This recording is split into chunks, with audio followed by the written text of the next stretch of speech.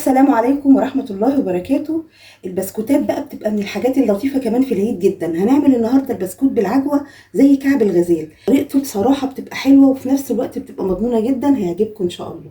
هقول لكم بقى المقادير. هنا 500 جرام من الدقيق، معاهم 350 جرام من الزبدة، وحاطه لها كمان معلقه كده من السمنه البلدي بتدي طعم حلو جدا، وبعدين بضايه واحده، كوبايه صغيره من الزبادي زي ما انتم شايفين، معلقه بقى معلقه صغيره من البيكنج باودر، معلقه من السكر البودر، ورشه من الملح، يعني ربع معلقه صغيره من الملح، والفانيليا، بضايه. وطبعا هنحط له سمسم بقى، تحط له حبه البركه زي ما انتم حابين. وهنا بقى بنحط على الوش، هنا بضايه معاها رشه من دبس الرمان، معلقه صغيره من دبس الرمان، ولبن وفانيليا، بنقلبهم مع بعض كده وندهن الوش بتاعهم لما نيجي ان شاء الله نخلصها. وهحشيها النهارده بالعجوه. طبعا العجوه عاملاها وحاطه لها قرفه، معلقه من السمنه البلدي بتبقى حلوه جدا. هنحط الزبده كده، بصوا الزبده بتبقى بدرجه حراره الغرفه. هحط معاها على طول البضايه، على طول. بصوا هي ممكن لو انتوا حابين بقى تستعملوا المضرب، انا هشتغل على طول بايدي. هنخدع بس الزبدة على طول كده بالبيض، وبعدين هحط معاها معلقة السمنة، وهنحط الزبادي. على فكرة ممكن كل المكونات دي تحطوها على بعض وهتدينا برضو نفس النتيجة. هقلب بقى كله كده تقليبة مع بعضها. ممكن بالمضرب لو انتوا حابين، بس يعني هي البسكوتات دي بصراحة مش محتاجة مضرب. انا بحاول اسهل لكم الشغل علشان على طول كده لا نطلع مضرب ولا نطلع اي حاجة، هي بايدينا وهنلفها لفة واحدة كمان. ده مش بيتي فور ولا اي حاجه محتاجه ان هي البيض يتضرب كتير مع الزبده. بصوا خلاص لفيناها اهي، بقت زي الكريمه بالظبط. هحط بقى الدقيق برضه، هنحط الدقيق ايه، ما نحطوش كله مره واحده. وهنحط بقى البيكنج باودر والسكر البودر والفانيليا وكله مع بعض. وطبعا مش هنعجن، هنلف بس العجينه علشان مش عايزين نعمل مطه للعجينه بتاعت البسكوت.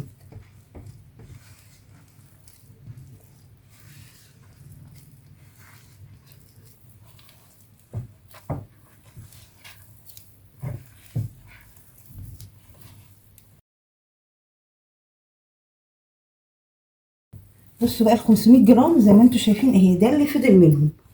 بنحط الاول الدقيق بالتدريج كده وخلاص، هي العجينه هتتلم بس.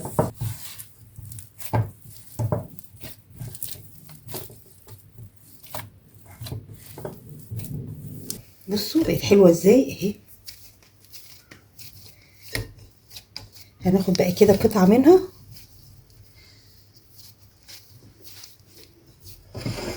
وهنيجي هنا بقى كده على الرخام هنرش رشه بسيطه خالص من الدقيق، وهنلفها بس كده زي الرول، وهنبدا بقى ايه نفرد فيها.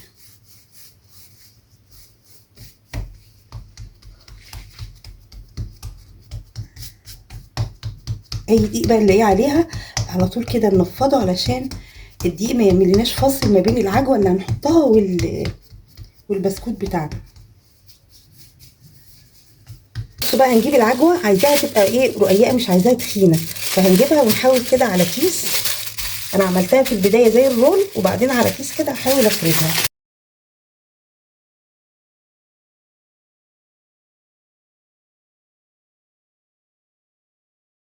بصوا بتفردها حلو، وبعدين في الاخر بقى ايه هنشيل الزيادات بالسكينه كده.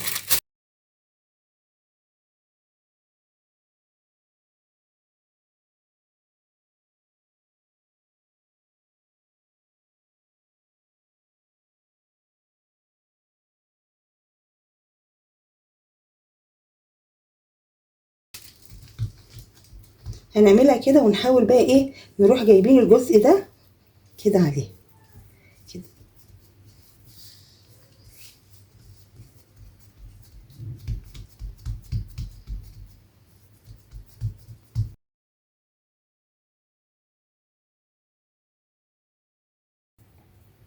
وبرده الزيادات كده بنحاول نشيلها اهي، عشان الشكل بتاعها يبقى مش وحش في الاخر.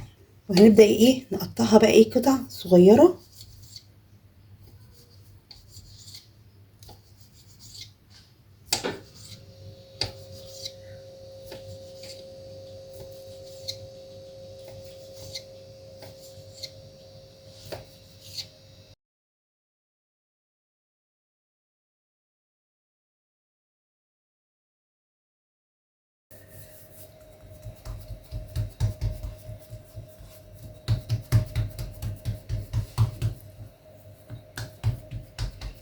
هنعمل بقى ايه شكل تاني كده بيبقى برده ظريف جدا.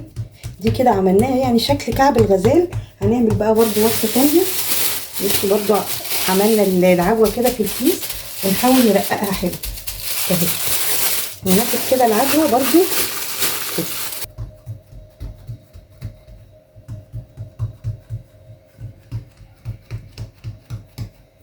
ونقفل برده الوحدات كده على بعض. بصوا اهي كده هنعملها زي الرول بالظبط كده.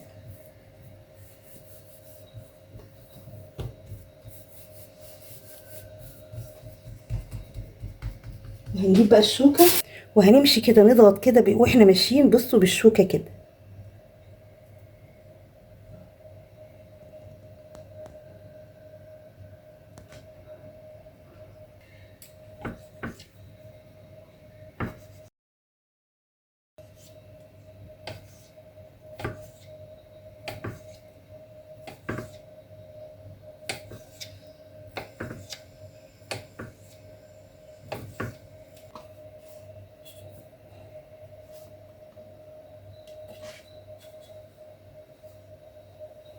بصوا بقى كده شكلها بقى ظريف جدا. بقى نعمل ايه؟ هنبدا ندهن بقى وشها. حطينا بيض بقى ولبن وقرفه وممكن رشه قرفه فانيليا. الحاجات دي بصراحه ما بتخليش المخبوزات بتاعتنا تبقى زفره خالص. احيانا بقى بنجيب حاجات من بره ما نقدرش ناكلها بصراحه من كتر زفاره البيض اللي بيبقى محطوط فيها.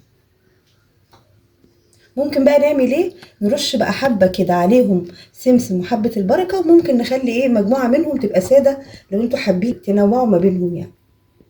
انا ارش شويه عليهم بالسمسم والباقي هسيبه ساده.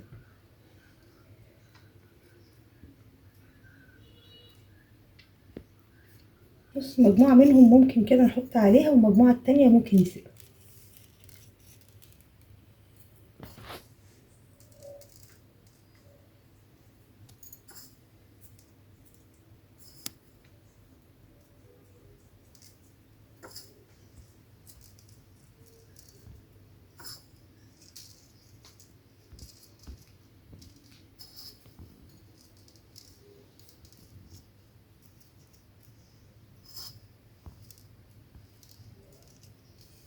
طبعا احنا مشغلين الفرن من شويه يعني قبل ما نبدا كده نسوي المخبوزات.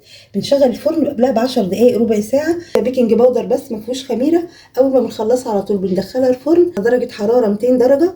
المخبوزات بتبقى عاليه علشان ما تنشفش الحاجه اللي احنا عاملينها. ان شاء الله لما تطلع باذن الله هنشوفها مع بعض.